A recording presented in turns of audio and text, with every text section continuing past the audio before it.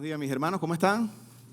Señor les bendiga, sean todos bienvenidos. A los que nos visitan por primera ocasión, a la familia Guevara que mencionó por ahí mi hermano que están acá, sean bienvenidos. Siempre sucede que no está el pastor cuando la familia Guevara viene, pero bueno, sabemos que son por compromisos ministeriales, pero aquí estamos para darle la bienvenida y saludarlos con amor, ¿verdad que sí? ¿Quién más nos visita por primera ocasión? ¿Hay alguien que haya sido invitado? ¿Algún amigo de algún hermano? ¿No hay nadie? Bueno, sean todos bienvenidos. Mira, acá tenemos una familia, qué bueno que nos estén visitando. Vamos a darle nuevamente un aplauso al Señor por su vida. Mis hermanos, el tema que vamos a compartir el día de hoy a propósito de este domingo de resurrección, ya nuestro hermano Eusebio nos decía, ¿verdad? Estamos contentos y gozosos. Siempre pues sabemos que las partidas de algún ser querido, la muerte de un ser querido trae dificultad, trae pues tristeza. En el caso del Señor Jesús, bueno, sus discípulos vamos a ver cómo fue su reacción natural, ¿no? Pero nosotros nos gloriamos ya 2000 años separados de aquel evento, nos alegramos porque sabemos la implicación que esta muerte trajo. Así que el título que vamos a ver el día de hoy es el siguiente: la resurrección, y en forma de pregunta, ¿necesitas ver para creer? La resurrección, ¿necesitas ver para creer? Le voy a pedir que me acompañe a orar. Vamos a hacer una breve oración y proseguimos con este tema. Señor, gracias te damos nuevamente, estamos delante de ti, Señor, dándote las gracias. Gracias por tu muerte, Señor, y por tu resurrección, Señor, la cual el día de hoy celebramos, Señor. Con esto nos has hecho partícipe, Padre, de tu reino, por medio del arrepentimiento, por medio del perdón de los pecados, Señor. Gracias porque recibiste, Señor, todo el castigo producto del pecado, Señor. En ese lugar debimos haber estado nosotros, Señor. Sin embargo, tú llevaste ese castigo inmerecido, Señor. Cuán gran regalo hemos recibido, Señor, por esa obra, por ese acto que tú has hecho en esa cruz, Señor, y por tu resurrección, Señor. Gracias te damos por esta bendición, gracias te damos por este regalo. Bueno, que tu Espíritu Santo, Padre, nos bendiga. Que tu Espíritu Santo, Señor, nos bendiga con tu palabra, Señor. Me pueda a tu siervo con sencillez, Señor, transmitir este mensaje, Señor, para que pueda caer en los corazones de nuestros hermanos, Señor, y pueda allí germinar, Señor, y pueda ponerlo por obra en sus vidas, Señor. Gracias te damos en el nombre de Cristo Jesús. Amén. Amén. Mis hermanos, bueno, en esta ocasión vamos a ir al libro de Juan, capítulo 20, versículo 27. Ese va a ser el tema, o mejor dicho, el versículo base de nuestra enseñanza. Juan, capítulo 20, versículo 27. Cuando ya lo tengan me dicen amén y bueno, y procedemos con la lectura. Amén. Juan capítulo 20, versículo 27. Dice así. Se lo voy a leer en una versión que se llama Nueva Biblia de las Américas. Está muy parecida. Dice así: luego dijo a Tomás: acerca tu dedo y mira mis manos. Extiende tu mano y métela en mi costado. Y no seas incrédulo, sino creyente. Mis hermanos, desde la existencia del mundo, de la humanidad, como la conocemos, han ocurrido eventos que han sido de suma importancia, eventos que pues, han partido la historia, han marcado quizá el avance de la sociedad. Y me refiero, por ejemplo, la Revolución Francesa, ¿verdad? Algunos que no conocen piensan que la Revolución Francesa es un platillo que se puede pedir en un restaurante francés, pero no. Fue un evento, ¿verdad?, que marcó, ahora sí, la humanidad. ¿Por qué? Porque, bueno, producto de esa Revolución Francesa, pues se desataron en Europa algunas guerras que buscaban destronar todos los reyes que estaban gobernando por allá. Y también esa Revolución Francesa, a su vez, sirvió como de inspiración a ciertos por allí líderes independentistas de los países de Hispanoamérica. Por ejemplo, desde allí surgió la independencia de Venezuela, de México. Fue producto de este tipo, de esta guerra, de esta Revolución Francesa. También leyendo un poco de historia, me conseguí que por allá en el 1340, muy lejos, ocurrió otra guerra que también fue de suma importancia. ¿Por qué? Porque esa guerra impidió que los musulmanes, quienes venían avasallando desde el norte de África y amenazaban con reconquistar España y luego pasar a toda Europa, pues y ahora sí dejar imponer su religión. También en esa guerra, pues el producto de esa guerra fue que el Imperio Español derrotara a estos musulmanes. Y entonces, pues no, ahí quedó, allí murió. Porque de lo contrario, muy posiblemente, pues nuestras esposas, nuestras mujeres en la actualidad estuvieran pues con una religión impuesta, ¿verdad? Un hijab, vistiendo atuendos, los hombres pues teniendo las costumbres de esta religión, ¿verdad? Fuera la religión que hubiese sido impuesto en este lado del hemisferio, en este lado del continente, ¿no? Estos dos hechos que ocurrieron en tanto tiempo atrás, 1340 y 1600, 1800, son hechos que no todo el mundo conoce, a menos que bueno, haya leído la historia y se haya conseguido por allí con esa información, o visto algún programa por allí en Nat Geo y vio y le pareció interesante, pues, y sabe de esta información. No necesariamente todo el mundo tiene que saberla, no tiene por qué, más allá de una información que sirve, pues, de cultura general, que no está malo, ¿verdad? Saber un poco de cultura general, pues no va más allá que es una simple información que podemos almacenar para compartirlo. A muchos no les interesa saber, ¿qué me interesa a mí saber qué pasó allá en 1800, 1300? Y es válido, o sea, cada quien pues puede manejar esa información como mejor le parezca, pero la verdad es que el evento que celebramos el día de hoy es un evento que sí trasciende los años, trasciende los países, los continentes. Es un evento, pues, que a cualquiera que le preguntemos, a cualquiera que le digamos, dime esta información acerca de Jesús o de la resurrección, conoce, ¿verdad? Bien sea porque, bueno, nuestra religión, la religión que se impuso o la religión que viene de la familia, que hemos heredado, pues de una u otra manera nos ha hecho llegar la información acerca de la resurrección de Jesús. Este evento que celebramos hoy, como les decía, pues es un evento que ha trascendido pues hasta nuestros días y se mantiene tan presente que año con año, pues este lado del mundo, Occidente, pues que es cristiano, mayoritariamente celebra la resurrección del Señor Jesús, su muerte, su crucifixión, etcétera. El término ver para creer es un término que, aunque todo el mundo usa ese término, es un término popular. Cualquiera, aunque no vaya a una iglesia, no promulgue una fe, pues lo usa porque se ha convertido como en un refrán popular. Ver para creer. Es usado en todos los ámbitos de la vida y cualquier persona, pues, ante una situación que no le parece muy creíble, dice, no, yo necesito ver para creer. Pero el origen de esta frase, pues, tiene su origen en este evento de la resurrección, particularmente en un discípulo, ¿no? Así que este domingo nosotros vamos a considerar este evento de la resurrección es desde otra perspectiva, porque si mal no recuerdo, los que tienen buena memoria, el año pasado justamente tuve la oportunidad también de predicar acerca de este evento y lo hicimos así, leímos, ¿verdad?, de manera expositiva Juan y los evangelios sinópticos y analizamos la resurrección, en este caso de Jesús. Hoy lo vamos a ver desde otra perspectiva, vamos a ver los pasajes, por supuesto, de la resurrección, aquellos pasajes donde ocurre el evento, las mujeres, ¿verdad?, yendo a la tumba, yendo al sepulcro. Usted conoce muy bien la historia, ahorita la vamos a leer o la vamos a parafrasear, pero vamos a abordar el hecho desde otra perspectiva, de la perspectiva de un discípulo, ¿verdad? Un discípulo que dudó, un discípulo que estaba escéptico a creer pues que su maestro había resucitado, que Jesús había resucitado, y él estaba dudando de que eso hubiese sido verdad. Nosotros desde aquí, 2000 y tantos años después, fácilmente lo acusamos, ¿verdad? Y decimos, ¿cómo es posible que este discípulo caminando con Jesús haya dudado? Pero bueno, podemos especular sin que esto signifique que vamos a violentar el texto, porque la palabra pues no nos deja saber detalles, algunos detalles, pero cabe allí que pudiéramos hacer una pequeña imaginarnos, ¿no?, colocarnos en ese lugar, y también vamos a aprovechar pues toda esta situación de este discípulo para que reflexionemos y traigamos una idea práctica a este tiempo, ¿verdad? ¿Qué lleva una persona a decir no creo? ¿Qué lleva una persona a decir no creo en esa historia que me estás contando de un Mesías, no creo en Jesús, no creo en ninguna resurrección, en ninguna muerte? Todos los hombres pues sangran al morir, pues ya hay una aniquilación, qué sé yo, completa del alma, y dejamos de ser así como un árbol cuando cae, muere, ya.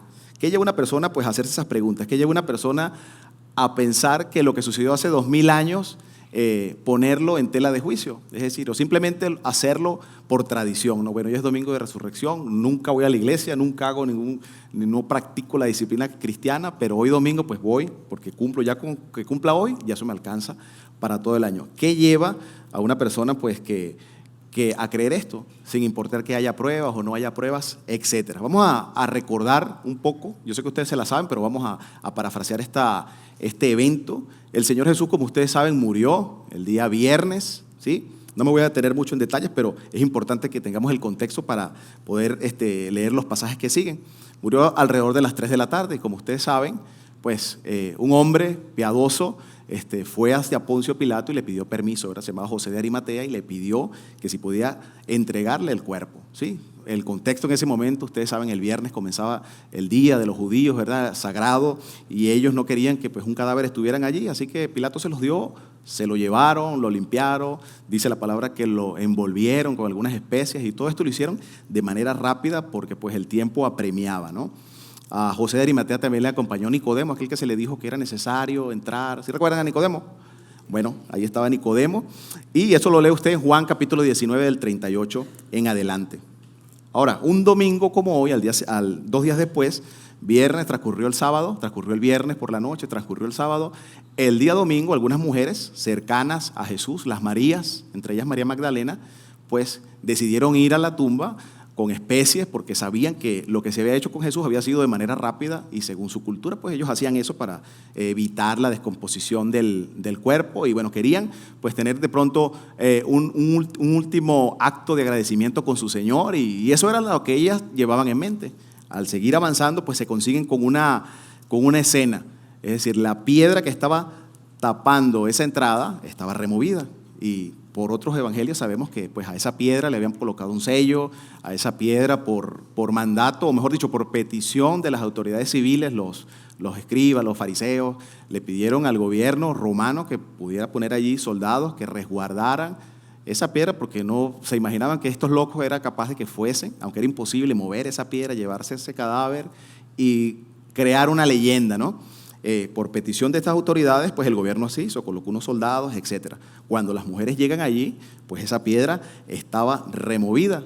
Y su sorpresa es que cuando entran a esta tumba, el cuerpo del Señor Jesús no estaba. Ellas no se esperaban esta situación, ellas esperaban encontrar allí un cadáver, el cual iban a ungir, el cual iban a tener estos actos según su cultura y ya.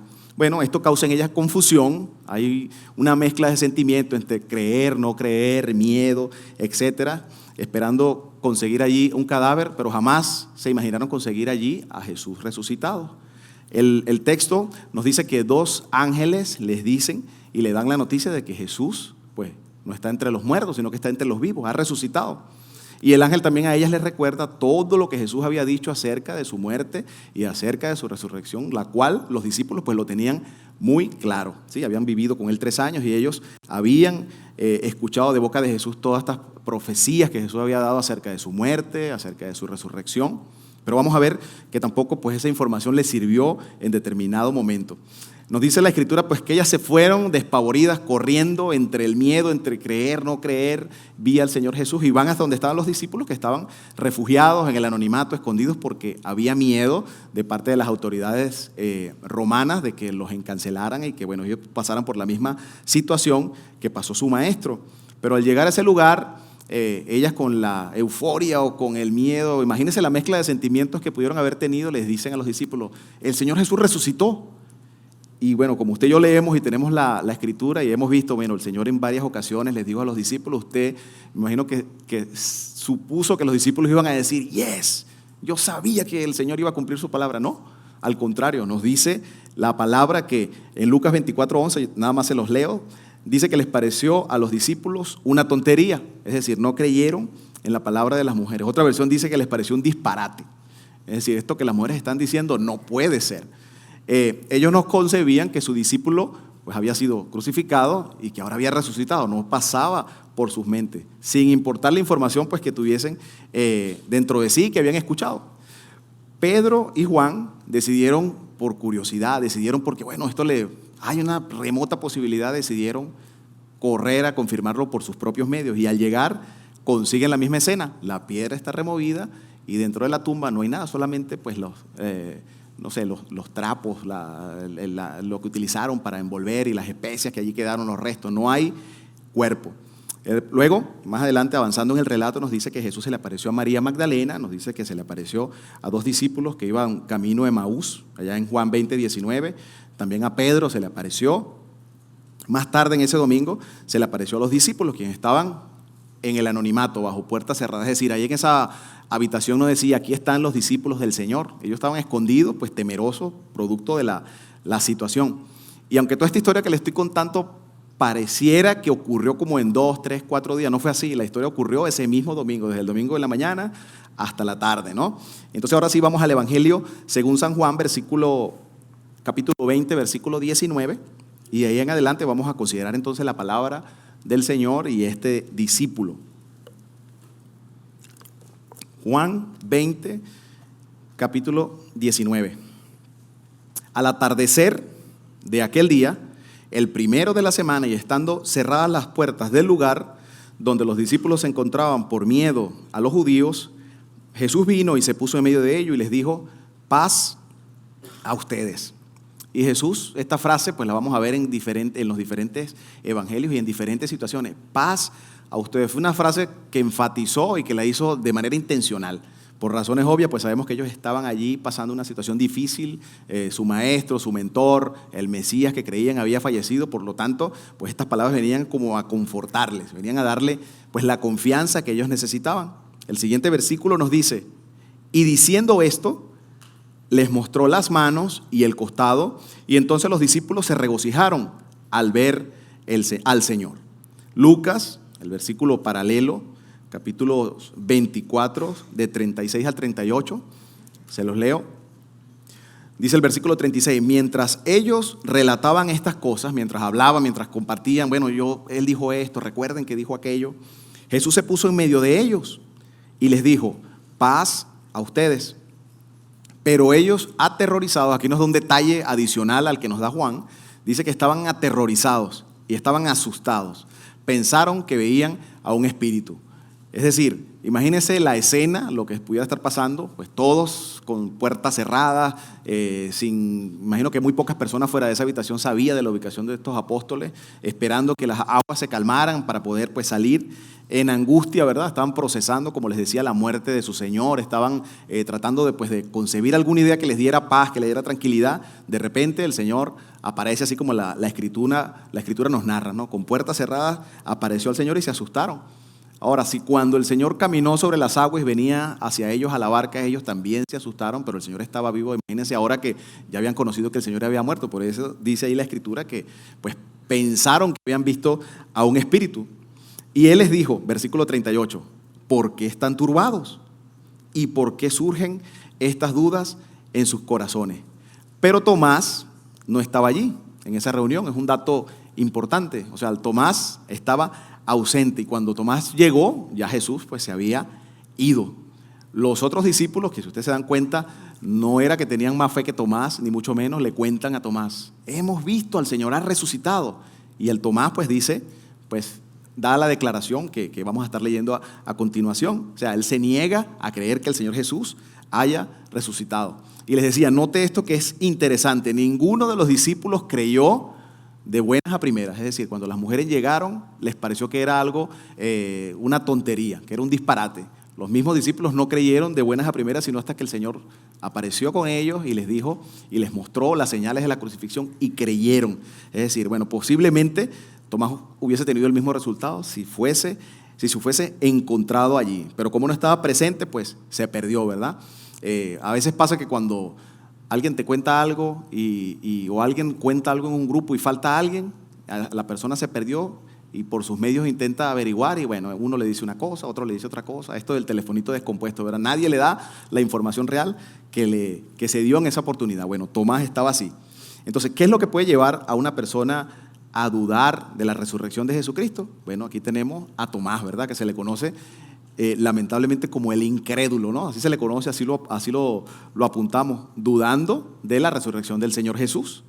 Y es interesante saber que uno que caminó 3 años con el Señor, 3 años y meses, 3 años y medio, y estuvo viendo lo que el Señor hacía, aún así esté dudando. Entonces es bueno que nosotros meditemos cuáles son los tipos de dudas que una persona puede tener cuando se le comparte el Evangelio ante este acontecimiento de la resurrección particularmente. ¿Qué tipo de dudas surgen en una persona para que diga no creo? O sea, no creo en eso que me están contando de que Jesús resucitó. Alguien que no ha tenido un acercamiento al Evangelio, no le han predicado y de repente es expuesto a la palabra del Señor y le dicen, existió un Mesías que vivió, que un Dios que se encarnó en un cuerpo humano, vivió como un judío, murió, lo crucificaron y resucitó para darnos vida eterna. Y la persona se extraña porque jamás ha tenido un acercamiento. ¿Qué pasa en la mente de una persona?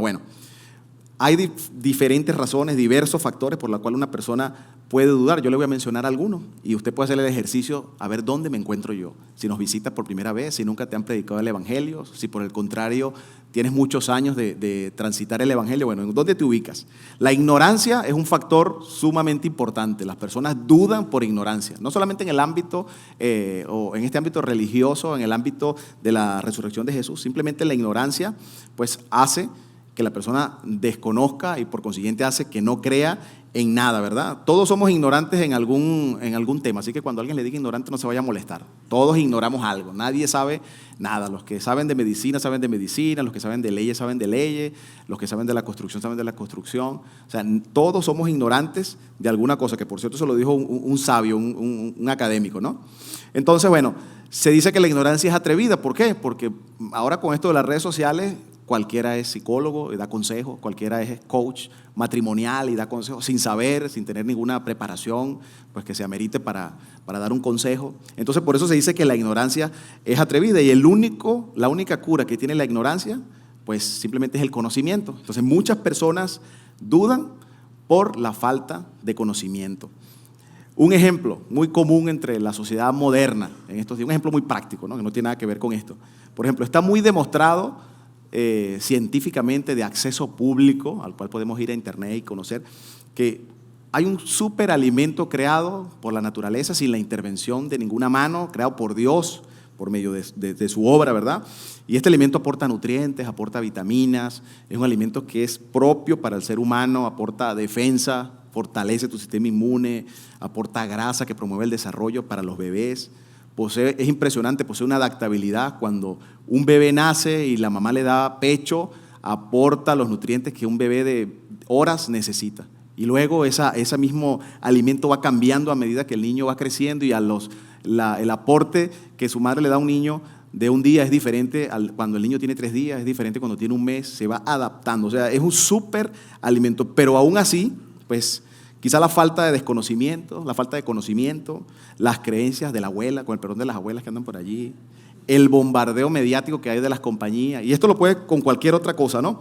Hacen pues que alguien diga, no, bueno, este alimento no sirve, definitivamente no, mejor es la fórmula. Y así, si te pones a evaluar diferentes cosas en esta sociedad, pues así pasa. Entonces tenemos un ejemplo de incredulidad por ignorancia. Aquellos que desconocían completamente la historia o desconocen la historia de Jesús, pues ignoran y por consiguiente no creen.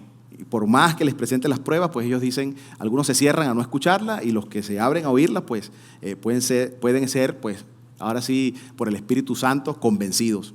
Hay mucha gente que no conoce las Escrituras y el conocimiento dentro de las Escrituras donde están las evidencias que necesitamos para conocer. Para eso estamos tú y yo, para predicarles el Evangelio a aquellos pues, que no conocen. Cuando tú le predicas a alguien y esa persona no conoce nada, te dice, ok, como te decía ahorita, ok, no me prediques más, está bien, tu Dios, yo creo en la piedra aquella, creo en aquel que dice que es Dios, creo, y así sucesivamente. No creo en nada de eso fantasioso que tú me cuentas. Les decía, la ignorancia tiene una sola cura, el conocimiento, ¿verdad?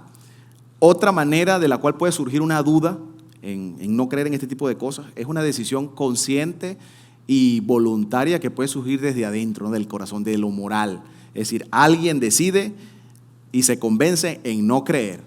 Ahí están las pruebas, sabe que es cierto, pero pues no quiere descubrir que esto puede ser un hecho cierto. ¿Por qué? Porque eso pues dejaría en evidencia su vida pecaminosa, dejaría en evidencia que soy un pecador, estoy condenado, etcétera, etcétera. Es decir, no quieren escucharlo porque aunque saben en lo más profundo de su corazón de que si es verdad han sido expuestos al Evangelio, deciden no creer y vaya que van a conseguir razones para no creer. Ante cualquier argumento que tú puedas darle, te refutan con otro argumento, producto pues de su conocimiento, etcétera, etcétera.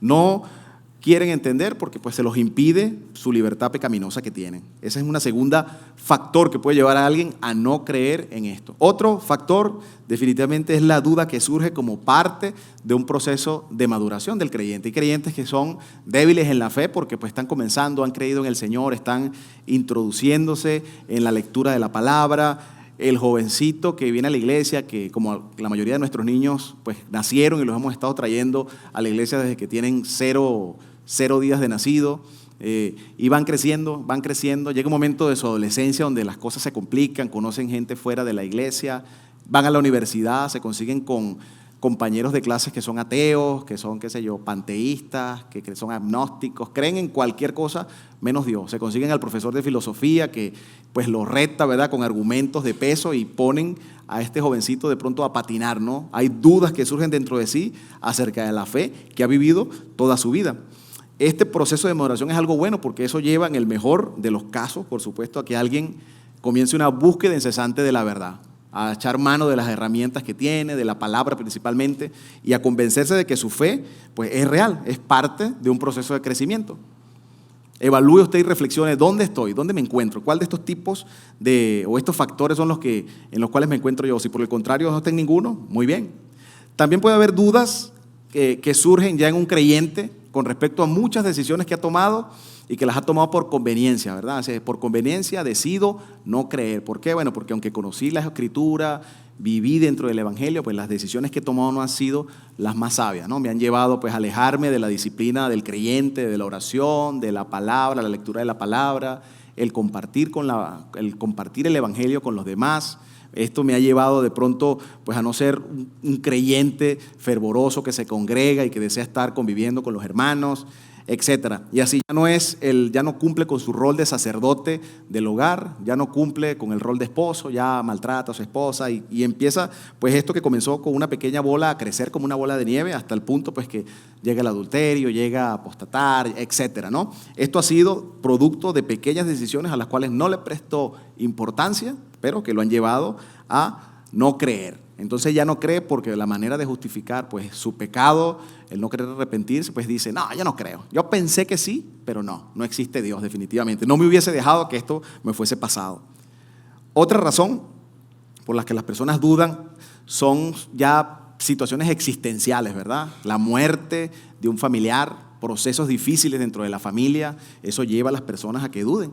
Una enfermedad de un hijo, una separación, un divorcio, llevan a que los más pequeñitos salgan lastimados, la pareja sale lastimado, la pérdida de un hijo, la pérdida de una madre, etc. Estas situaciones existenciales llegan incluso a que la persona cuestione no solamente la resurrección, sino la existencia del mismo Dios. Entonces, no, Dios no existe porque entonces Dios es el creador del mal.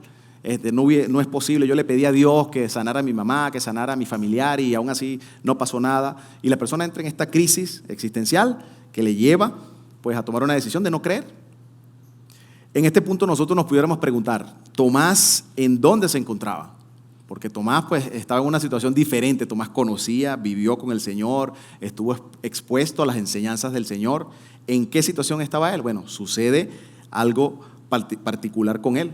Su maestro, ¿verdad? Ese maestro que les prometió vida eterna en ocasiones, que le dijo que él era el camino, la verdad y la vida, había muerto. Sí, Tomás tenía una convicción en su corazón de que el Señor, pues no solamente era quien decía ser un Mesías que venía a traer libertad del pecado, sino que también pensaba pues, que los iba a librar del yugo romano, que de pronto ellos iban a tener algún cargo político de renombre, ministro tal, etcétera, ¿no? Lo vemos como algunos de los discípulos así le pidieron. Unos querían estar al lado del Señor, otros querían pues, manejar el dinero, etcétera. Esto que sucedió con Jesús, bueno, rompió definitivamente pues, su corazón. La situación que él estaba pasando era una situación difícil. Es decir, los Mesías no son crucificados. Los Mesías pues vienen a libertar, ¿verdad? Los Mesías no son ultrajados, escupidos, no son maltratados, no son ridiculizados. Las películas de superhéroes, pues el superhéroe siempre al final triunfa, ¿verdad? Aquellos fanáticos de las películas de superhéroes, de Rocky, siempre al final a punto de morir y al final revivía. Entonces yo me imagino que él pensaba algo así, no puede ser, mi Mesías por el que yo creí, por el que caminé, no va a morir. Y aunque esté pasando esta situación, no creo que muera. Es decir, había un ambiente de tristeza, había un ambiente de desolación, había un ambiente de luto. Y ese luto venía de lo más profundo de sus corazones. A él le pasó algo importante, pues no estaba allí, no estaba presente cuando el Señor fue y les dijo paz a ustedes. Se perdió. En Lucas 24 van 2 discípulos caminando, alejándose de Jerusalén camino de Emaús, tristes, desconsolados. Y cuando Jesús se les presenta, no lo reconocen y les pregunta acerca de lo que está pasando, pues ellos no lo reconocen, no saben que es el Señor Jesús y le cuenta, bueno, creíamos que este Jesús era el Mesías y ya hoy es el tercer día, él dijo que al tercer día iba a resucitar y mira, no sabemos nada, no hay nada. Es decir, había un estado de tristeza y de desolación impresionante entre sus discípulos. No era solamente Tomás. Lo que pasa es que, claro, al leer y luego el título que le da a algunas versiones, Tomás el incrédulo, pues vemos de que no, Tomás de lo peor, Judas y luego Tomás y después todo lo demás. Pero ciertamente todos los discípulos estaban desconsolados, estaban tristes, tratando de ver qué sucedió, qué salió mal, por qué llegó a acaecer lo que acaeció. Todos se encontraban entonces reunidos en un cuarto, allí estaban decepcionados, tristes, meditando, ¿Qué pasó? Escondiéndose de las autoridades judías que definitivamente pues, podían hacer algo con ellos. Así que pues no había ninguna otra expectativa en ellos. Es decir, ya murió y ya, no tenemos nada que hacer. Sin embargo, pues llega el domingo, como les decía, un día como hoy, y de repente comienzan a llegar estas noticias a ellos, ¿no? Bueno, no, que la mujer fue y se comienza a correr este rumor de que alguien fue, no está el cuerpo, la piedra fue removida, parece que resucitó, como que lo que dijo sí es cierto, y comienzan pues a llegar a ellos ese tipo de situaciones antes de que estas mujeres pudieran llegar. Juan abre la puerta y sale disparado, lo vimos ahorita, ¿verdad?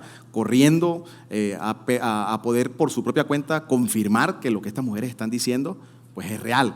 Vamos a ver si es verdad que resucitó, vamos a ver si es verdad que no está el cuerpo allí, qué sucedió, se lo llevaron, otras personas se lo llevaron. La Biblia menciona en otro evangelio sí, que cuando una de estas mujeres fue y el Señor le apareció, ella pensaba que era aquel que cuidaba las tumbas, pensaba que era alguien que andaba por allí merodeando, tanto que le dijo, dime dónde he puesto el cuerpo y yo voy y lo puedo ungir, etc. Es decir, había muchas especulaciones. Leamos nuevamente el verso 20, el capítulo 20, versículo 19. Dice que al atardecer de aquel día, día domingo, el primer día de la semana, y estando cerradas las puertas del lugar donde los discípulos se encontraban, por miedo a los judíos, Jesús vino y se puso en medio de ellos y les dijo, paz a ustedes.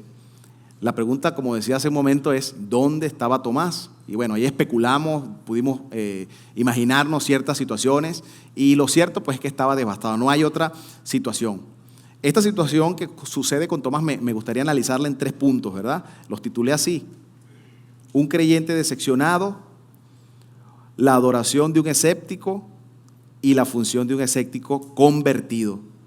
Un escéptico decepcionado, o la adoración de un escéptico y la función de un escéptico convertido. ¿Qué es un escéptico? Bueno, un escéptico lo podemos diferenciar de un incrédulo, porque un escéptico no es aquel que está cerrado a creer. Puede creer o está dispuesto a creer cosas siempre y cuando pues haya pruebas, siempre y cuando pueda tocar, siempre y cuando pueda ver, siempre y cuando pueda sustentar lo que se le dice, ¿no? Ahí alguien viene hoy y me dice, hermano, ¿sabes que me vine de mi casa hasta la iglesia en 5 minutos? Llegué. Hermano, pero si vives a 20 millas. Entonces está como, tengo que ver para creer que te trajeron en un avión, en un helicóptero. Ah, ok. Entonces soy escéptico a lo que me dices, pero vamos a dejarlo, vamos a sujetarlo a las pruebas, ¿verdad?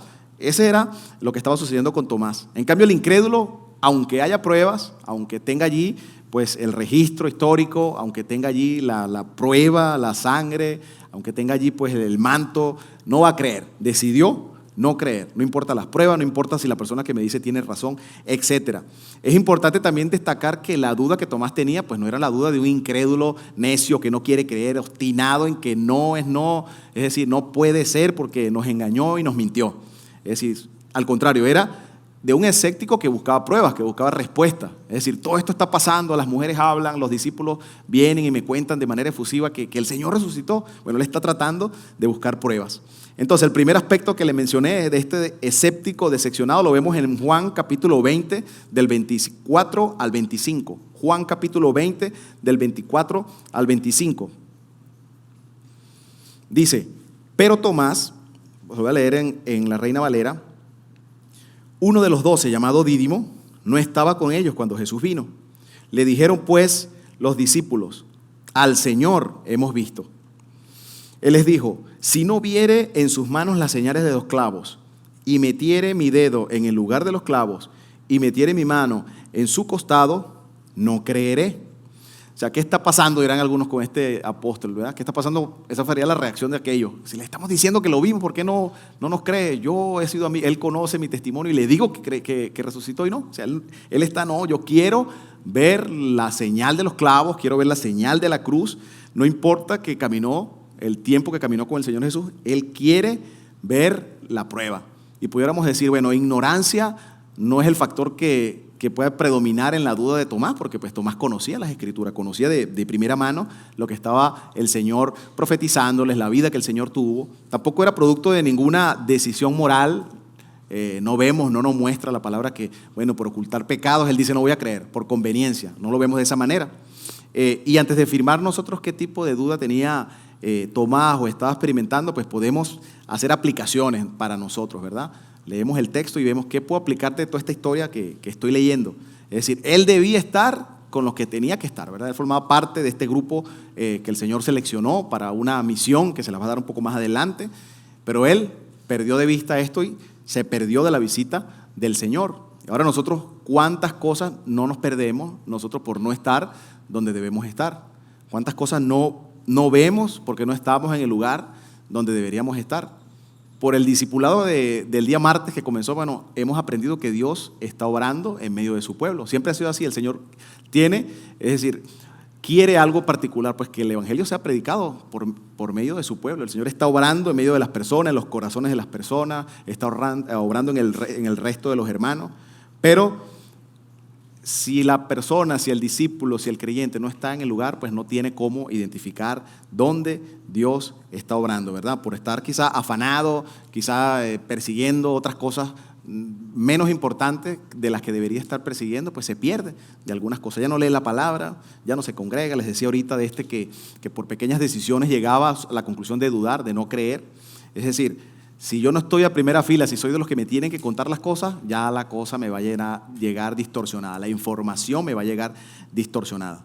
Dejemos esa reflexión allí y le avanzamos con Tomás. Entonces, su duda, pudiéramos nosotros concluir que era producto simplemente de una desilusión religiosa, creyó, al igual que los otros 10 apóstoles, y no tenía las expectativas correctas acerca de Jesús. Él diría, bueno, todo fue en vano. Mi entrega, haber dejado las redes o el oficio que Tomás tenía, el dejar todo y seguir con Jesús sin importar que Jesús pues no tuviera dinero, no nos diera posada, fue en vano. No quiero volver a ser engañado.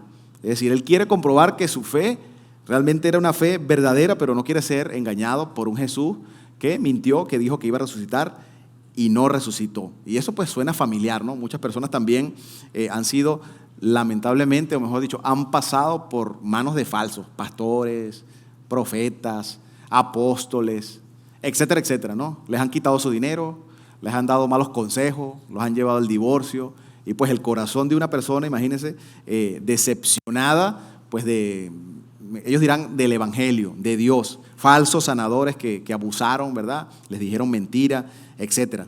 Algunos de los que están aquí dirán, bueno, yo probé de eso, por la misericordia de Dios usted está aquí, pero hay otros que dicen, no fue mi ingenuidad, no fue el querer las cosas sin sacrificio, sino que Dios es malo, Dios no existe, así que yo no quiero pasar por ahí. Así hay algunas personas que concluyen.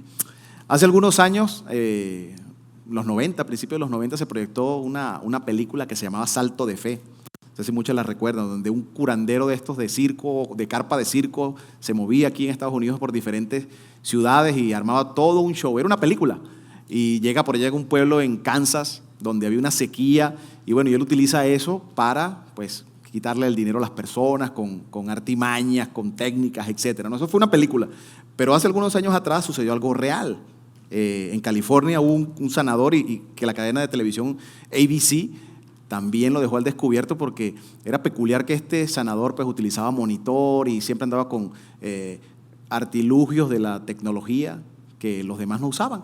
Y se descubrió toda esta maraña porque este señor pues tenía un equipo que le daba toda la información. Entonces en esas carpas, cuando entraban los enfermos y le tomaban nombre, apellido, su enfermedad, los iban apartando, los iban colocando en lugares seleccionados, ¿verdad? El que le dolía la cabeza, el que le dolía, qué sé yo, el cabello, el que le dolía un brazo, un dolor de estómago, lo sentaban en determinada área.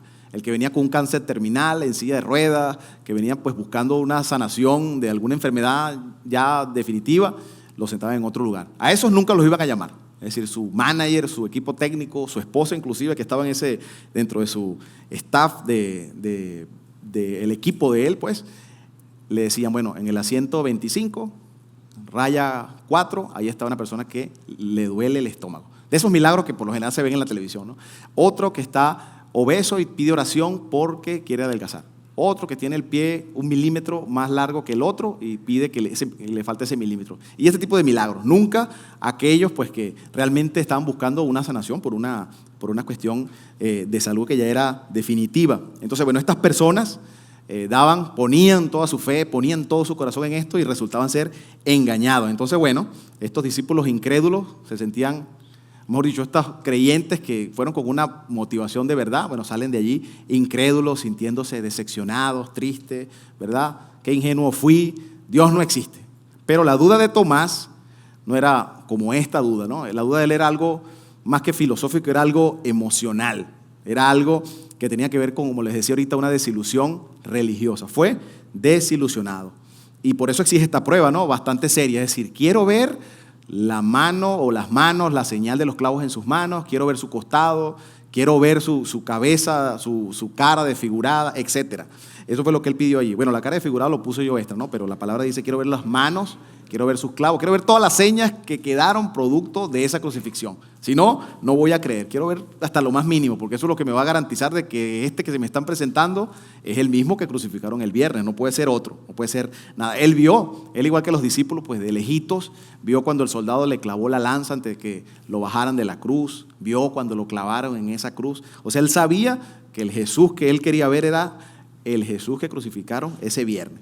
Y vaya que ustedes pues saben por la lectura de la palabra, etcétera, o algunos otros recursos, que una muerte por crucifixión era algo terrible, algo espantoso, dejaba muchas marcas, ¿verdad? Era algo que solamente estaba reservado para el extranjero, para el malhechor, para los demás baja calaña de la sociedad. Para eso estaba reservada la crucifixión, ¿verdad? Para un ciudadano romano no era tan fácil, debía ser casi que hasta el mismo emperador poder firmar esa pena de muerte por crucifixión. No era por ningún crimen a la cual un ciudadano romano se le pudiera juzgar o se le pudiera condenar a la crucifixión. Tomás, bueno, se sintió al ver que esos discípulos, al igual que él, huyó en la crucifixión. Todos huyeron de lejos, se mantenían pues viendo de lejitos lo que estaba sucediendo con el Señor Jesús. No se acercaban, bueno, se sentían indignos, se sentían con falta de valentía, ¿verdad? Una poca valentía por no ayudar a su Cristo. Y por fin, bueno, yo creo que cuando todos huyeron, el sol se puso, la tierra tembló, el Señor Jesús murió.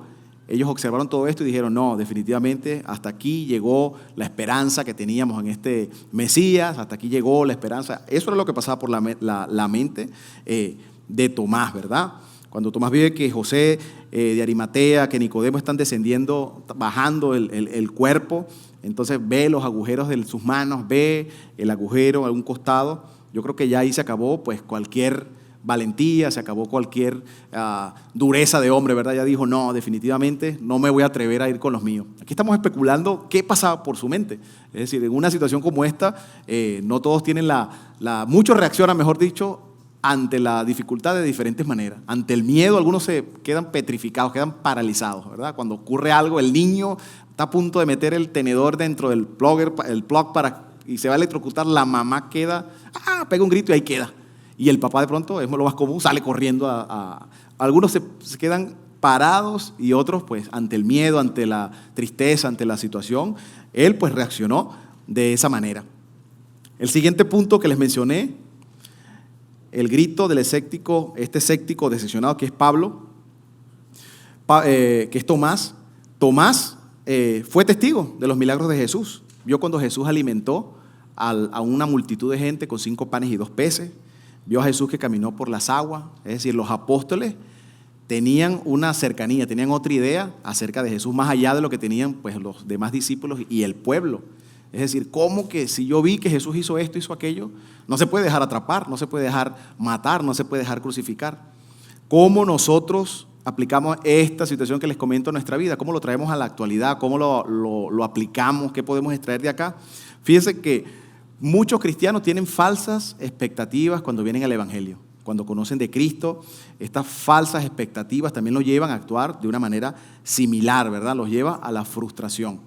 Las falsas expectativas acerca del Evangelio, quizás tú te identifiques, como yo me pude haber identificado con cualquiera de estas, cuando me predicaron al Jesús que no es Jesús de la Biblia. O sí me predicaron al Jesús de la Biblia, pero le añadieron, así como yo puse ahí que las llagas del rostro, desfigurado, bueno, le añaden otras cosas que crean falsas expectativas, como las expectativas de que somos campeones.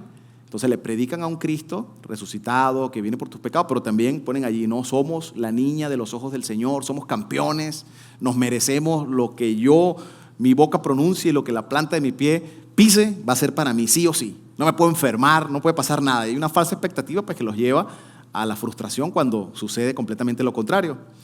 La falsa expectativa del matrimonio, la falsa expectativa de la crianza de los hijos. Es decir, no, yo me casé con una sierva de Dios, con un siervo de Dios. Yo me casé en la iglesia, me casó el pastor. Casi que vi que una paloma descendía, el Espíritu Santo descendía en forma de paloma y se posó entre los dos. O sea, ¿qué puede romper esa unión? ¿Qué puede pasar con una unión pues bendita por Dios? Entonces vienen con esa expectativa que al final, cuando pues llega la vida ya de pareja, marital, ya el esposo todo cochino, deja todas las cosas allí, no ayuda a la señora, y la señora pues se da cuenta, ¿no? Dicen, yo me casé con, quién sabe con quién me casé, y bueno, viene la duda, viene pues la queja, viene la frustración por una falsa expectativa. No, mi niño lo crié dentro de la iglesia, desde que tenía uso y razón en la escuela infantil, luego creció los adolescentes, creció los preadolescentes, bueno, aquí de 0 a 2, de 2 a 4, de 5 a 10, luego los preadolescentes, luego los jóvenes, y luego pues los adultos. Entonces, si yo crié a mi niño así, pues yo espero que mi niño pues no me dé dolor de cabeza, no me dé preocupaciones, obedezca a la primera cuando le hablamos. Y resulta que cuando pues salen de la escuela infantil y vienen aquí, allá andan los niños y no obedecen. Entonces hay una falsa expectativa de que no, Dios no existe definitivamente por esta falsa expectativa. Una falsa expectativa de que Cristo se hizo pobre para yo hacerme rico. Entonces no, el Señor dice su palabra que se hizo pobre, que yo soy bendito, que yo merezco todo y todo lo que yo emprenda prosperará porque sí, amén. Entonces, al suceder lo contrario, pues el creyente se lleva sus decepciones y pues viene la frustración. Por último, una falsa expectativa sobre la iglesia. Entonces las personas, creí en él, qué bueno, voy a juntarme ahora sí con puros perfectos y voy a la iglesia, pues y en la iglesia hay una falsa expectativa de que todo es el mundo, no sé, de Disney, de Barney, ¿verdad? Amor, felicidad, alegría, paz. Y a la primera que se consiguen con un imperfecto de los que conforman la iglesia, humanos que están en proceso de perfección, de transformación, lo hieren, se decepciona. No vuelvo más a la iglesia. Bueno, no dice no vuelvo más a la iglesia, no, quiero volver más con Dios. Me voy, no quiero saber más nada de Dios, de la iglesia, mucho menos.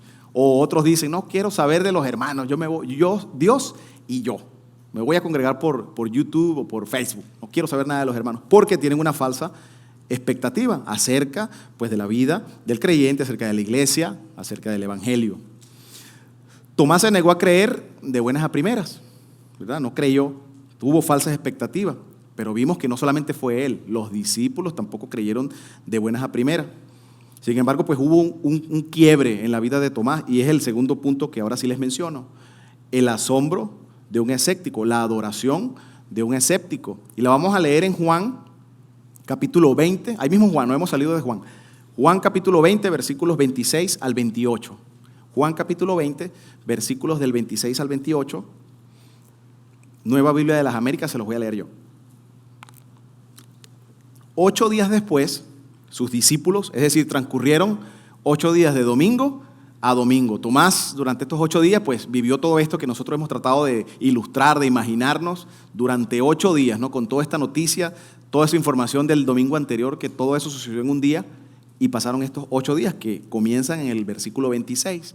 8 días después, sus discípulos estaban otra vez dentro, y Tomás estaba con ellos. Ya vemos que Tomás está en la escena.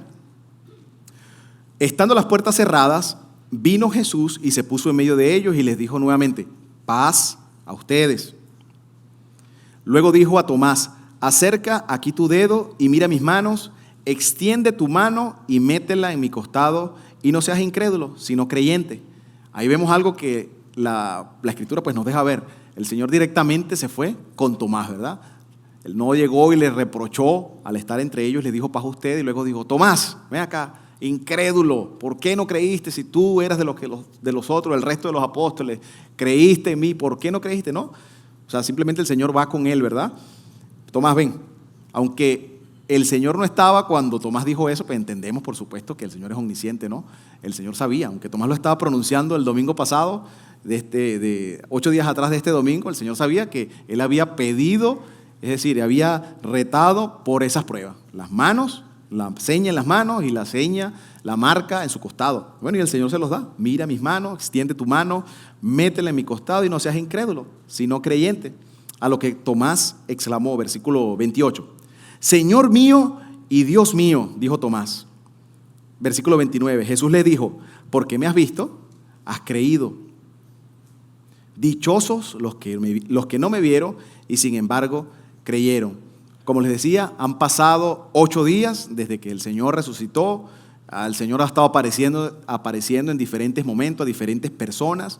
Y luego de esa semana, pues ahí estaban en lo mismo, guardados, esperando instrucciones, tratando que las aguas se calmaran, ¿verdad? Y me gusta esto, el Señor llega y dice, paz a ustedes, dándoles el mismo ánimo. Lo mismo hizo con Pedro. Es decir, aunque el Pedro lo negó, ya ustedes saben, Pedro pues dijo que no, él iba hasta la muerte y aún así, pues sucedió lo que sucedió, lo negó. Pero el Señor viene y lo restaura, ¿verdad? Con amor. No vino, Pedro, me negaste, te mereces esto, tienes que hacer esta penitencia. No, el Señor pues le dio la oportunidad como se la está dando a Tomás. Y Tomás, desde ese lugar, desde ese sitio donde se encontraba y después de ese acto no va a ser el mismo, como tampoco lo va a ser ninguno de los apóstoles. Estando las puertas cerradas es otro texto común con los otros evangelios, ¿verdad? Cómo el Señor, la puerta, si la tumba no iba a retener al Señor Jesús, menos una puerta menos, ¿verdad? ¿Cuántos dicen amén? Es decir, el Señor, una vez que resucitó, pues trascendió cualquier cosa material. Tomás, pues expresó ese reto, como les decía, y el Señor se lo dio. Nadie dijo, ¿quién fue con el chisme al Señor? O Tomás, mejor dicho, no fue. ¿Quién fue? Pedro, tú que eres el que más ahora fuiste, le dijiste al Señor. Nada de eso. Todo lo sabe, todo, él estaba al tanto de todo. Inmediatamente, apenas lo saluda, pues le da la oportunidad de que Tomás toque, compruebe. Tampoco Tomás nos dice la palabra que dijo, vamos a ver, Señor, ven acá, pajarito, te voy a atrapar, quiero meter mi mano, quiero ver, quizás como muchos de nosotros, ¿verdad? A la hora, compruébame. Entonces ya uno, vamos a ver qué dice. ¿No?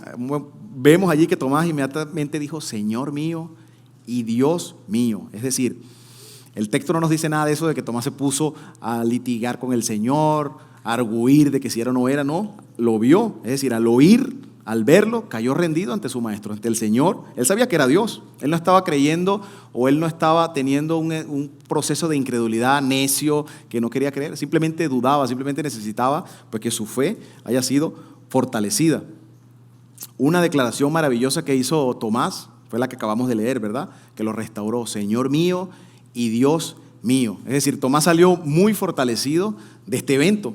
Y como dato interesante, un dato interesante y que bueno, lo sacamos de la Escritura, es que es la primera vez que alguien le dice al Señor Jesús, Dios, que lo ve como Dios, ¿verdad? Es decir, Jesús resucitado, Dios, ya no lo reconoce como pues el contexto judío en el cual él vino, un Mesías, ¿verdad? Teniendo en cuenta de que Tomás era un judío monoteísta, solamente creía en un solo Dios. Expresar esto pues sonaba como medio discordante con su cultura. Sin embargo, al verlo dice, mi Señor y mi Dios. Lo reconocían más allá de un Mesías libertador enviado por Dios, ¿verdad? Sino que era definitivamente Dios. Cuando el Señor se le apareció a los discípulos y les preguntó, ¿qué dice la gente? ¿Quién soy yo? ¿Sí recuerdan ese pasaje? Lucas 16. ¿Qué dice la gente acerca de mí? Bueno, nos dicen que eres este, que eres aquello. Pedro tuvo una revelación y dijo, tú eres el Hijo del Dios viviente. Es decir, tú eres el Mesías, ¿verdad? Así lo declararon. Sin embargo, pues esta declaración no es la misma que Tomás hace. En ese momento, pues ellos por su contexto no lo entendieron como Tomás ahora sí. Señor mío y Dios mío, expresando la divinidad en un Jesús resucitado. Y una vez más, vemos cómo el Señor del mal de Pedro sacó algo bueno, del mal de Tomás, de esta duda, sacó algo bueno también. Es decir, de la incredulidad de Tomás salió más grande, salió fortalecido. Es decir, esa duda, el andar todo el tiempo pensando, ¿será o no será? El Señor hizo un milagro en su vida. Tomás ahí usa un pronombre que hace algo interesante. Dice, mi Dios, mi Señor y mi Dios. Hace a Dios, no lo pone lejano, no lo pone inalcanzable, lo pone cercano, ¿verdad? Mi Dios, como tú y yo lo conocemos, un Dios personal. Es decir, cada quien puede ir al Señor y clamar, es un Dios cercano, no es un Dios que está lejano.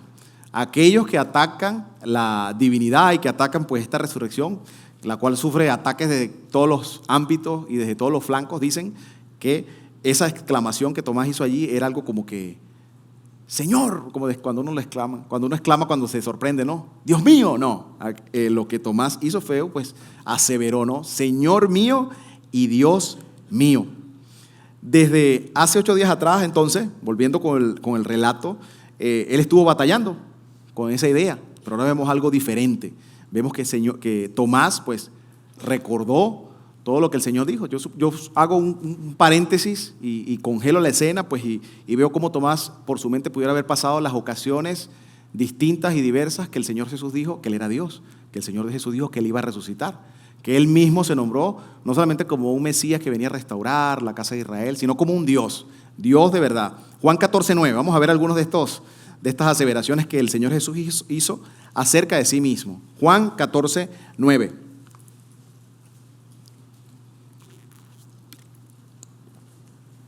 Dice así: Jesús le dijo a una petición de Tomás de muéstranos el Padre, de Felipe. Felipe le dijo: Señor, muéstranos al Padre y nos basta. El Señor Jesús le responde acá y les dice: ¿tanto tiempo he estado con ustedes y todavía no me conoce, Felipe? El que me ha visto a mí, ha visto al Padre. ¿Cómo dices tú, muéstranos al Padre?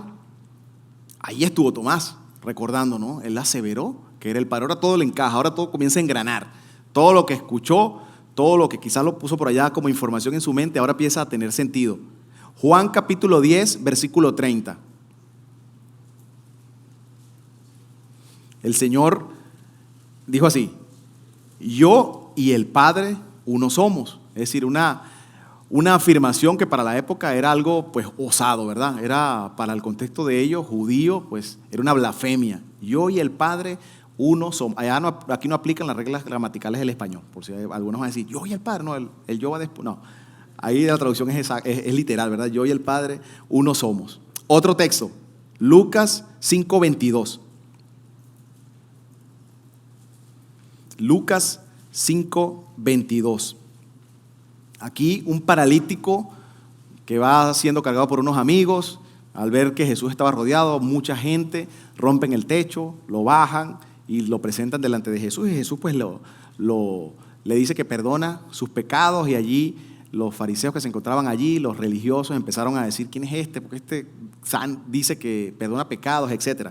Dice en Lucas 22, conociendo los pensamientos, les respondió: ¿por qué razonan en sus corazones? ¿Qué es más fácil decir, tus pecados te son perdonados, o decir, levántate y anda? Ante la duda de estos religiosos. Pues para que sepan que el Hijo del Hombre tiene autoridad sobre la tierra para perdonar pecados, dijo el paralítico: a ti te digo, levántate, toma tu camilla y vete a tu casa. Al instante se levantó delante de ellos, tomó la camilla en que había estado acostado y se fue a su casa glorificando a Dios. El asombro se apoderó de todos y glorificaban a Dios y se llenaron de temor diciendo: y hemos visto cosas extraordinarias. Ahí estaba Tomás, era uno de los testigos presenciales de todas estas hazañas y de todos estos milagros que el Señor hacía. Quizás eso estaba pasando por su mente en ese momento. Ahora sí recuerdo el paralítico, etc. Una última, Juan 11:25. Un pasaje conocido, una historia conocida para todos, acerca de Lázaro, la resurrección de Lázaro. A una pregunta de María y de luego de interactuar con María, y el Señor responde aquí en el versículo 25. Jesús les contestó: yo soy la resurrección y la vida. El que cree en mí, aunque muera, vivirá. Y todo el que vive y cree en mí, no morirá jamás. ¿Crees esto? Es decir, allí también estuvo Tomás, viendo a este individuo que tenía días ya en un sepulcro, cómo sale a una palabra, pues respondiendo a la palabra del Señor. Ahí también estaba él estaba: Señor, Señor mío, Dios mío. O sea, todo en su mente pasaba rápido como una película, viendo todas estas declaraciones que el Señor había, o todas estas milagros y afirmaciones acerca de que Él era Dios y que Él había hecho. Ahora, ¿cuántos de nosotros, o cuántos de los que están aquí somos creyentes? ¿Cuántos creen en el Señor? La mayoría, ¿verdad? Gloria a Dios. Podemos decir nosotros, como dijo Tomás: Señor mío y Dios mío. Solamente yo creo que Jesús es Dios y que existe un Dios y que, bueno, ese Dios es la salvación, o yo lo tengo como un Dios personal, porque hay un montón de gente afuera que al preguntarle, o al tú preguntarle: ¿crees en Dios? ¿Crees que existió un Mesías? ¿Crees que hay un Jesús que sana y que pues lo necesitas para poder acceder al cielo, al Padre? Ah, sí, yo creo que Él es Dios, yo creo que Él es el Señor. Pero nadie dice: bueno, es mi Señor y es mi Dios. Yo lo obedezco, yo sigo sus enseñanzas y hago lo que Él me dice. No hay alguno de esos aquí, ¿verdad? No. Por el contrario, todos seguimos al Señor. Yo creo que estos van a ser aquellos a los que el Señor les dirá: apartados de mí, hacedores de maldad, allá en el momento final. Una pregunta para reflexionar, y es: ¿cuántos creen que Jesús es Señor y su Dios, para que nos las llevemos y reflexionemos acerca de esto, ¿verdad? Esto es lo que Tomás reconoce, una declaración de la divinidad del Señor Jesús. Ya no era un hombre, aunque fue 100% hombre, pero ahora es Dios, ¿sí? No es un hombre que resucitó como Lázaro, no es un hombre pues, que se devolvió la vida y murió, no. Un hombre que vivió para vida eterna. Entonces Tomás pasó de ser un escéptico a ser un creyente, alguien pues, que dudaba, ahora a ser creyente, su fe se fortaleció. Y ahora, ¿qué más sigue para Tomás? Bueno, capítulo 20, versículo 29. Leámoslos nuevamente. Jesús le dijo: ¿por qué me has visto? Has creído. Dichosos los que no vieron y sin embargo creyeron. Y aquí me gustaría hacer una aclaración, porque al igual que muchos textos en la Biblia, este texto también se malinterpreta, se le da otro giro, ¿no? Y ahí no está diciendo que, bueno, Tomás, como tú no creíste, tu fe es de segunda categoría. La de los discípulos es de primera categoría porque ellos creyeron. Sin embargo, vemos por el contexto de que no creyeron. Tomás, o el escepticismo de Tomás, esa duda, hablaba por el resto de los discípulos. Pasa como cuando alguien pregunta, porque hay 100 personas y ninguno se te va a preguntar. Y uno pregunta, entonces ese pobrecito queda como en evidencia, ¿verdad? Pero realmente el Tomás estaba hablando por todos. Es decir, esa duda, ninguno creyó a la primera. Todos necesitaron ver al Señor mostrar las señas de su costado, de sus manos. Ahora sí, todos creyeron. Solamente Tomás pues quedó ahí registrado como el que dudaba, ¿verdad? El incrédulo. Muchos creen, hermanos, que basado en este texto, que la fe que nosotros tenemos es una fe como quien se lanza por un voladero, ¿verdad? Por un precipicio, por un barranco, como les llaman en los diferentes países. No, yo creo en el Señor. ¿Por qué? No, porque yo creo en el Señor. Pero dime, ¿por qué crees en el Señor? ¿Por qué crees que Dios es Dios? Yo creo en mi corazón que es el Señor. Como cuando alguien corre hacia un despeñadero y bueno, allá cayó. Así que yo les invito pues a que ustedes reflexionen. Nuestra fe no es una fe que no esté basada en evidencia. Nuestra fe es una fe basada en evidencia.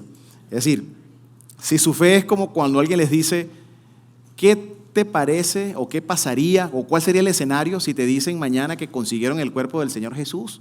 Por allá en una de estas excavaciones que hacen, ahí están los restos y han comprobado por el carbono 14, no sé, ADN. Ese es el Señor Jesús. Y alguien diría, no importa que lo encuentre, y Dios resucitó en mi corazón y yo creo en Él. Pues eso es una fe errada, porque nuestra fe está basada en evidencia. Es decir, alguien que diga así, pues tengo que decirle, no, estás errado, estás mal. Si Jesucristo nada más resucitó en tu corazón y eso es lo que has creído porque alguien te lo dijo, pues estamos mal. Nuestra fe se basa, como decía, en evidencia. Las personas incrédulas, pues, que no tienen esta evidencia, dicen, no, yo creo en cualquier cosa. Cualquier Dios me sirve según mis circunstancias y como se me acomode. Nosotros no, nosotros creemos en Dios. Es decir, nuestra fe es una fe real porque el objeto de nuestra fe, que es el Señor Jesucristo, es real. ¿Cuántos dan gloria a Dios? Es real. Nuestra fe es verdadera porque el objeto de nuestra fe es verdadera. La fe de usted, mi fe, pues es una decisión personal que se basa en la evidencia. Se basa en un hecho que se puede comprobar en la historia y es que Jesús resucitó. Es un hecho comprobable. La tumba está vacía. El cuerpo resucitado del Señor Jesús, pues este evento de la resurrección es un pilar fundamental de nuestra fe, del cristianismo, ¿verdad?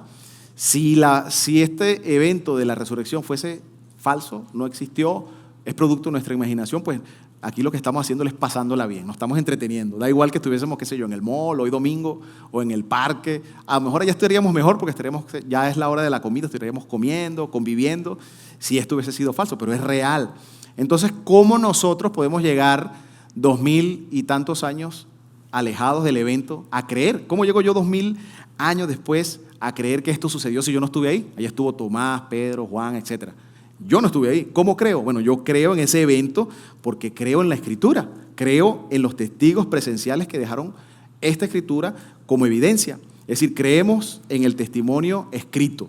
Cristo resucitó. ¿Cuál es la evidencia? La palabra del Señor. Son evidencias irrefutables. Es decir, el apóstol Pablo lo presenta en Corintios y le invito a que vayan a Corintios capítulo 1 o Primera de Corintios capítulo 15 del 1 al 8. Y vamos a ver cómo el apóstol Pablo allí presenta dos evidencias irrefutables, la Biblia y los testigos oculares. Para la época del apóstol Pablo era muy importante, ¿verdad? Dice así, ahora les hago saber, hermanos, el evangelio que les prediqué, el cual también ustedes recibieron, el cual también están firmes, por el cual también son salvos, si retienen la palabra que les prediqué, a no ser que hayan creído en vano, porque yo les entregué, en primer lugar, lo mismo que recibí, que Cristo murió por nuestros pecados conforme a las Escrituras, que fue sepultado, que resucitó al tercer día conforme a las Escrituras, y que se le apareció a Cefas y después a los 12. Luego se apareció a más de 500 hermanos a la vez, la mayoría de los cuales aún viven, son testigos pues, que se pueden consultar, para la época de Pablo, por supuesto. Pero algunos ya duermen, y al último de todos, como a uno nacido fuera de tiempo, se me apareció también a mí. Es decir, nosotros no celebramos como quien celebra la independencia, ¿verdad? Bueno, yo en la escuela me dijeron que era el año tal y yo celebro la independencia y como es el día feriado, me voy a la playa y la celebro, ¿verdad? No sé. A lo mejor los otros dirán, no, yo leí, en la escuela me enseñaron y ahí, mira, están estos libros, están estos documentos fidedignos de que eso sucedió. La gente que vivió allí documentó. Es decir, lo mismo nosotros, no creemos, bueno, el Señor resucitó, aleluya, gloria a Dios, sí, pero ¿cómo resucitó? Bueno, aquí está la evidencia, te puedo explicar. Necesitas, pues, de pronto es la ignorancia que no te deja creer, vamos a darte la información y vamos a darte la fuente. La doctrina fundamental del cristianismo, o una de las doctrinas, que es esta, pues, es atacada, ¿no? Por hipótesis, por eruditos, por doctores en divinidades, incluso los mismos teólogos pues ponen en duda ciertas doctrinas fundamentales de nuestra creencia, ¿sí? En este caso la resurrección, pero aún así nadie puede decir hay un documento real que puede echar por tierra, hay un argumento serio de, qué sé yo, de tal científico que puede decir que Jesús no resucitó. Todos se quedan en tesis, todo se queda pues en argumento, en pensamientos, de ahí no pasa nada. Versículo 30 de Juan, capítulo 20, de donde no hemos salido. Dice así: y muchas otras señales hizo también Jesús en presencia de sus discípulos, que no están escritas en este libro, pero estas se han escrito para que ustedes crean que Jesús es el Cristo, el Hijo de Dios, y para que al creer tengan vida en su nombre. ¿Cuáles cosas? Su vida, su resurrección, su muerte, el episodio de Tomás, el episodio de Pedro, entran dentro de todas estas cosas que han sido escritas para que creamos, ¿sí? Si nuestra fe no tiene un fundamento, si la resurrección de Cristo no es el fundamento de nuestra fe, bueno, estamos perdiendo el tiempo. Hay un registro histórico de testigos que vieron a Jesús, como lo dice allí el apóstol Pablo. Es decir, todo escéptico entonces que se convierte en esta época, 2000 años retirados, pues tiene una función. Alguien que no creía, que dice, yo no creo en esa historia de Jesús que resucitó, al venir al Evangelio, al Espíritu Santo, pues abrir los ojos de su entendimiento, pues tiene una función, llevar a las personas a la evidencia. La evidencia es la palabra. Otra evidencia, los apóstoles no fueron los mismos. Tomás vimos que no fue el mismo dubitativo, el mismo temeroso, no. Los otros apóstoles tampoco. Es decir, los apóstoles cambiaron de una manera, un vuelco de 180 grados. Estaban en un lugar y luego de la resurrección y del encuentro con su Señor cambiaron de tal manera pues que se enfrentaron al gobierno, no dejaron o mejor dicho, no obedecieron lo que el gobierno pretendía, que dejaran de predicar a Jesús, defendieron una verdad incluso con su vida y fuera, la tradición nos muestra cómo cada uno de ellos murió, ¿sí? Sin importar que los judíos las autoridades judías buscaban apresarle para matarlo, para encerrarlo, cada uno de ellos dio su vida por una verdad. Ningún loco da su vida por una mentira, es algo que podemos nosotros comprobar fácilmente. Nadie muere por ninguna mentira. Nadie dice, no, yo muero porque esto es azul sabiendo que es rojo, ¿verdad? No, ellos sí. Era fácil para las autoridades romanas en aquella ocasión, pues, diseminar cualquier levantamiento que girara en torno a una mentira.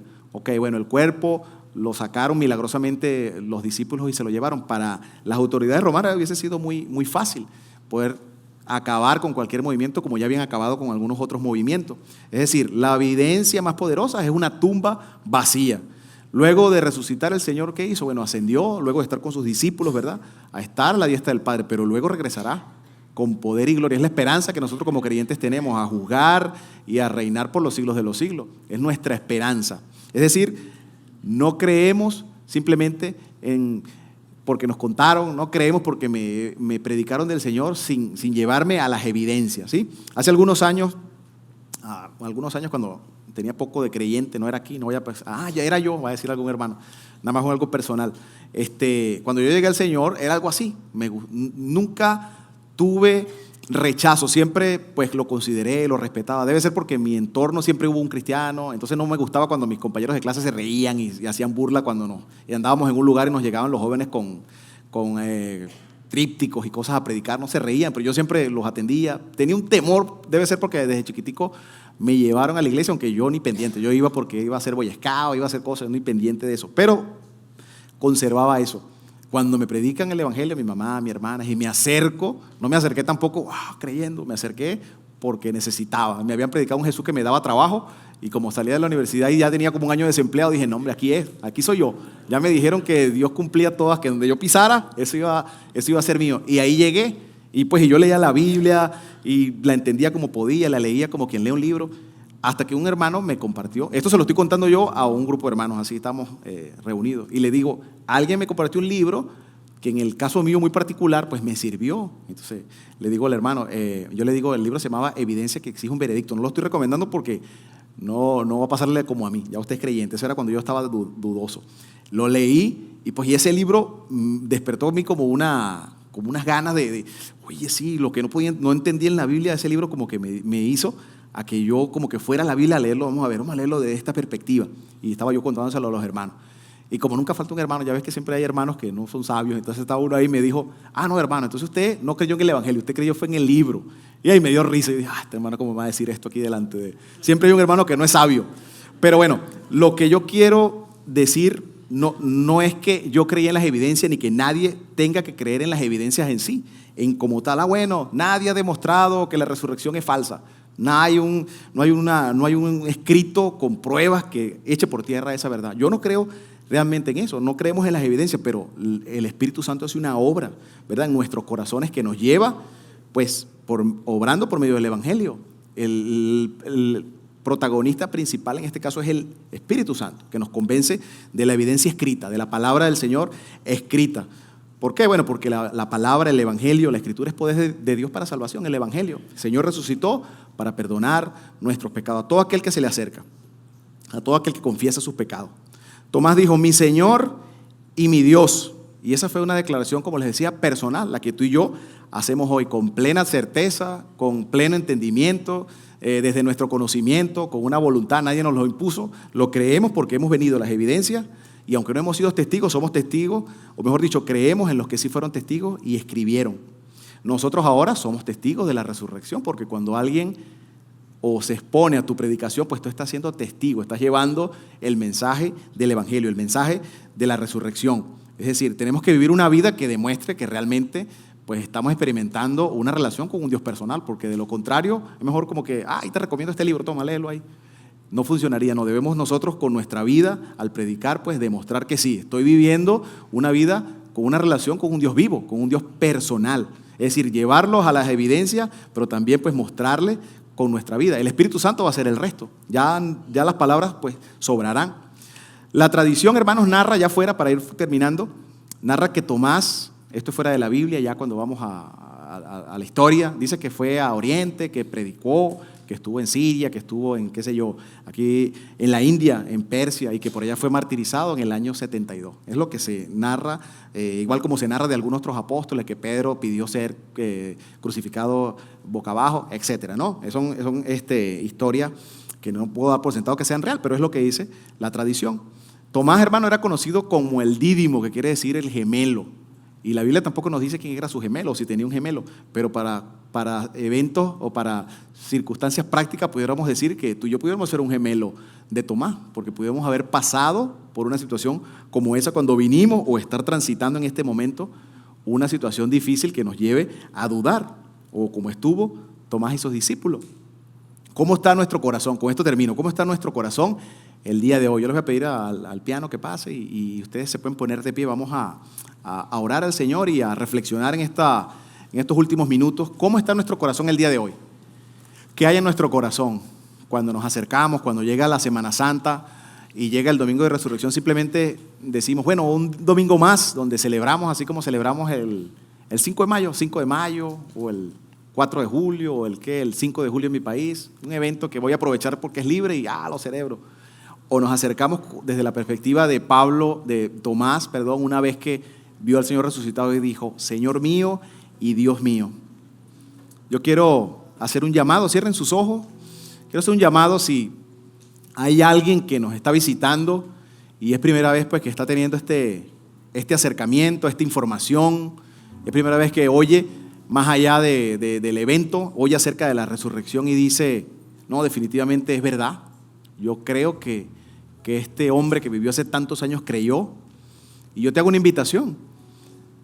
Si ya has reflexionado en tu corazón, si hay una certeza en tu corazón, ya estás seguro de que esa fe que estás teniendo no es una fe ciega, no es una fe de un salto al vacío, ¿verdad? No es una fe sin evidencia, sino que viendo las evidencias de la palabra, tú que te acercas por primera vez, puedes tomar de esa promesa del Señor pidiéndole que te salve, pidiéndole que perdones tus pecados.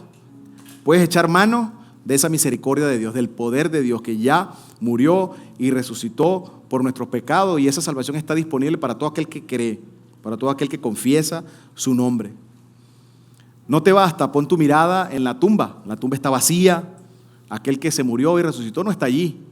La evidencia pues más grande es la tumba vacía, y que Él resucitó para darnos esa oportunidad de salvación a la cual tú accediste, nuestros hermanos accedieron, pero ahora tú que estás aquí puedes también acceder a esa salvación. Así que te invito pues que hagas una oración en tu corazón. No hay nada mágico en hacer una oración, no hay nada mágico en reconocer. El que tú creas, el que tú aceptes a tu Señor nace, mejor dicho, de un corazón, ¿verdad? Nace de tu corazón arrepentido, y el Señor, si hay algo que no rechaza, es un corazón arrepentido. Es un corazón que viene en busca de misericordia, en busca de perdón de pecados. Si hay una convicción en tu corazón, tú puedes decirle, Señor, gracias porque reconozco que ese domingo tú resucitaste, te crucificaron, estuviste en una tumba y resucitaste, y ahora estás en el cielo a la diestra del Padre. Señor, yo creo que solamente tú eres el camino, la verdad y la vida. No tengo acceso al Padre sino solo por ti, Señor. Yo creo, yo reconozco que tú eres mi Señor, que tú eres mi Salvador, Señor.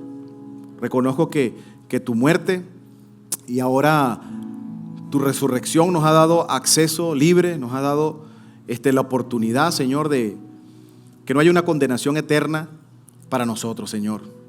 Ayúdame, Dios, a perseverar en tus caminos y a mantenerme firme, Señor, en medio de un mundo que duda, en medio de un mundo que ataca, Señor, todas las verdades principales o que son pilares fundamentales de nuestra fe.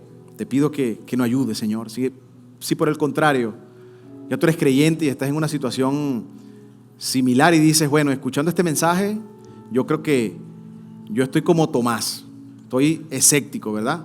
Necesito prueba. O peor aún, luego de que creí, ahora soy incrédulo. Me busco cualquier excusa para creer que el Señor resucitó, que el Señor es Dios, que Jesús es mi Señor. Tengo las pruebas a la vista, pero las ignoro. Decido ignorarlas, decido no creer, y esto me ha llevado a un retroceso en mi vida espiritual, en mi caminar con Cristo. Me ha llevado a dejar de compartir el Evangelio. He dejado de orar, he dejado de congregarme. Vine porque busco satisfacer hoy domingo mi conciencia, que me dice que tengo que ir el domingo de resurrección a la iglesia, y ya. Si tú estás en esa situación, también pídele a Dios, Señor, así como Tomás salió fortificado, su fe fue restablecida, esa duda fue disipada y salió más fuerte que cuando entró. Dile, Señor, ayúdame, quiero aprovecharme de esa bendición que tú me das, de tu misericordia. Clama a Él de todo corazón, el Señor te va a fortalecer. No hay un corazón contrito y humillado que el Señor rechace, que venga en busca de Él. Gracias te damos, Señor, por este día en el cual celebramos tu resurrección, Señor.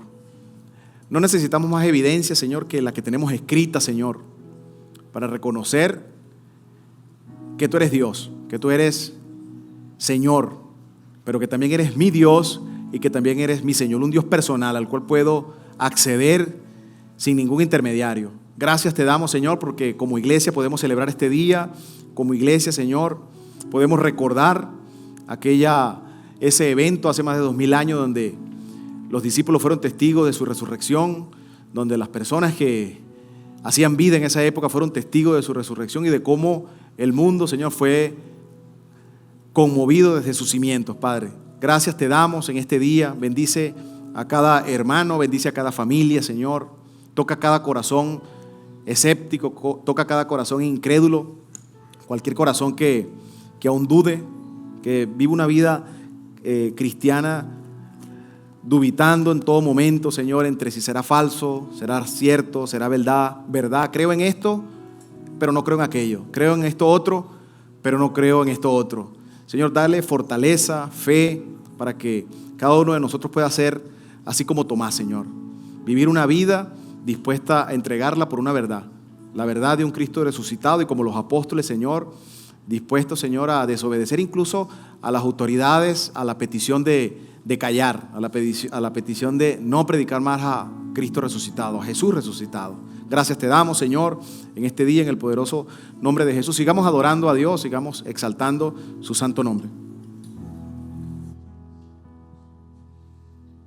Mas Dios muestra su amor para con nosotros, en que siendo aún pecadores, Cristo murió por nosotros. Gracias, mi Dios, por ese amor tan puro, por ese amor tan perfecto, Señor. Te damos gracias, Jesús. Sin rencor me miraste, Señor, sin merecer me amaste a mí, tu pureza me vistió, hoy tu hijo soy. Incondicional tu perdón, gozo eterno a mi corazón, me diste, Señor, sin tener lo que hacer, me amaste. Amor sublime, amor perfecto, nunca terminará, por siempre será inagotable, inmutable.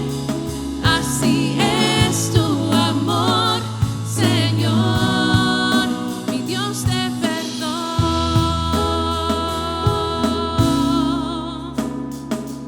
Te doy gracias, Señor. Con confianza me acerco a ti, recibiendo tu gracia y perdón. No hay más condenación.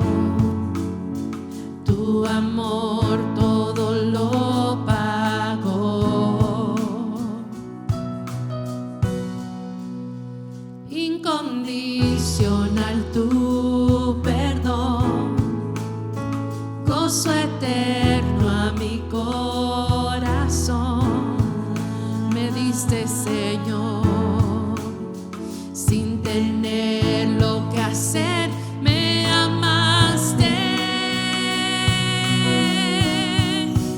Amor sublime, amor perfecto, nunca terminará, por siempre será inagotable, inmutable. Así es tu amor, Señor, mi Dios de perdón.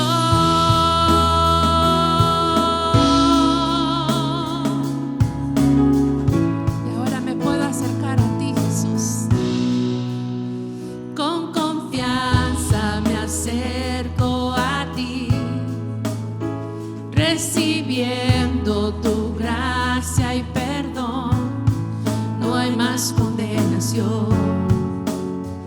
Tu amor todo lo pagó.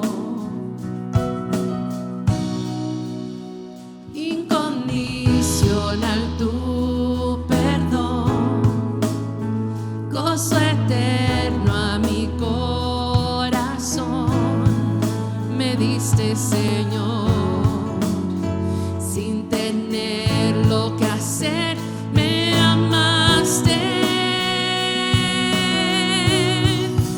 Amor sublime,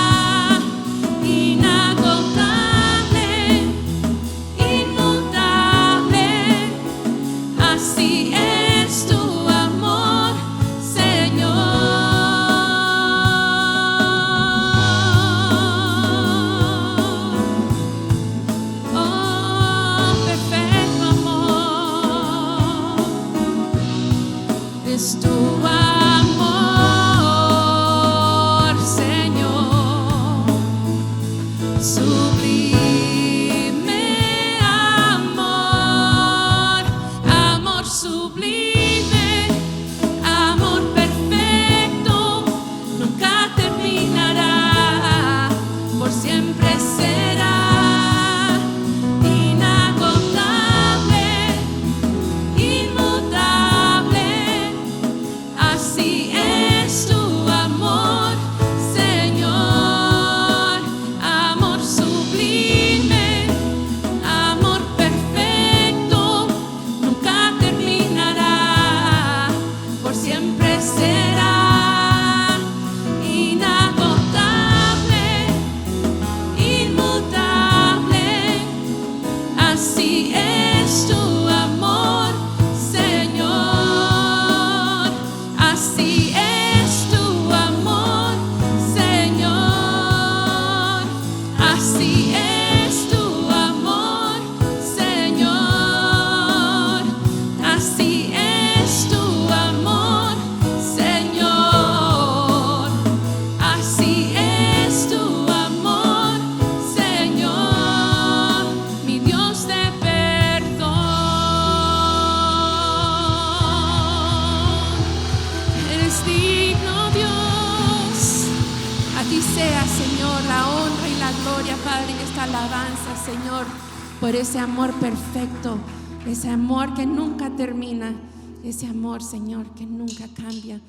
Te damos gracias, Señor, por tu gracia, por tu misericordia, Señor, que vino a darme salvación y vino a darme vida, mi Dios. Y me puedo gozar en tu presencia, Jesús. Yo vivía en este mundo sin Dios, sin esperanza, apartado de ti, oh Cristo, en ignorancia. Me diste vida estando muerto en mis pecados. Eres tan misericordioso, me amaste tanto. ¿Y quién está agradecido con el Señor por esa misericordia? Amén, Padre, nos gozamos en tu presencia. Gracias, mi Dios. Te celebramos a ti, Jesús. Celebro el día en que escuché tu verdad y conocí al único Dios que puede salvar. Me hiciste justo ante tus ojos, Señor, y por tu muerte en la cruz hoy puedo ser tu amigo. Herido fuiste por mi rebelión, por tu sangre tengo redención. Gracias, Cristo, por tu gran amor. En la cruz tú me salvaste, me acercaste a ti. Gracia eterna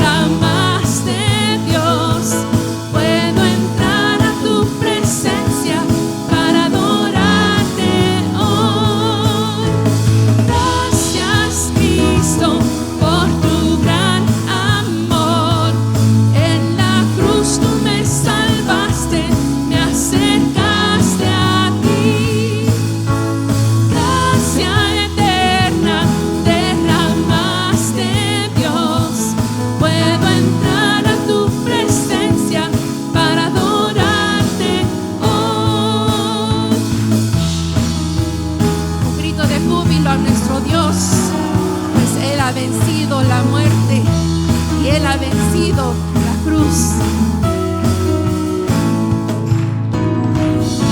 Te damos gracias, Señor. Solo tú eres digno de ser exaltado. Mis hermanos, que esta verdad les llene de la paz del Señor en este día. Que tengan bonita semana.